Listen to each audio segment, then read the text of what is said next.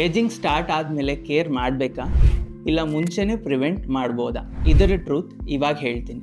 Preventive ಆ್ಯಂಟಿ ageing ಅಂದರೆ ageing ಪ್ರೋಸೆಸ್ನ slow ಮಾಡೋದು. Wrinkles ಬರೋ ಮುಂಚೆನೇ ಕೇರ್ ಸ್ಟಾರ್ಟ್ ಮಾಡಿದ್ರೆ ಯಂಗ್ ಲುಕ್ನ ಲಾಂಗ್ ಟೈಮ್ವರೆಗೂ ಮೇಂಟೈನ್ ಮಾಡ್ಬೋದು.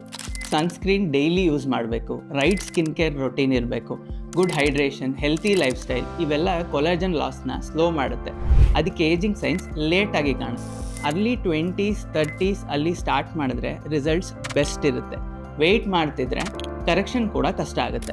ತುಂಬ ಜನ ಅನ್ಕೋತಾರೆ ಏಜಿಂಗ್ ಸ್ಟಾರ್ಟ್ ಆದಮೇಲೆ ನೋಡೋಣ, ಬಟ್ ಪ್ರಿವೆನ್ಷನ್ ಸ್ಟಾರ್ಟ್ ಮಾಡಿದ್ರೆ ಫ್ಯೂಚರ್ ಟ್ರೀಟ್ಮೆಂಟ್ ರೆಜಿಮ್ಸ್ ಕೂಡ ನಿಮಗೆ ಈಸಿ ಆಗಿರುತ್ತೆ. ಪ್ರಿವೆಂಟಿವ್ ಮೆಷರ್ಸ್ ವ್ರಿಂಕಲ್ ಎರೇಸ್ ಮಾಡಲ್ಲ, ಬಟ್ ಏಜಿಂಗ್ ಸ್ಪೀಡ್ ಸ್ಲೋ ಮಾಡ್ತವೆ. ಇದೇ ಬಿಗ್ಗೆಸ್ಟ್ ಅಡ್ವಾಂಟೇಜ್. ಆ್ಯಂಟಿ ಏಜಿಂಗ್ ಟ್ರೀಟ್ಮೆಂಟ್ಸ್ ರೈಟ್ ಟೈಮಲ್ಲಿ ಸ್ಟಾರ್ಟ್ ಮಾಡಬೇಕು. ನಿಮ್ಮ ಏಜ್ಗೆ ಸೂಟ್ ಆಗಿರೋ ಪ್ರಿವೆಂಟಿವ್ ಪ್ಲ್ಯಾನ್ ಬೇಕಾದರೆ visit colours R comment skin, ನಾವು ಗೈಡ್ ಮಾಡ್ತೀವಿ.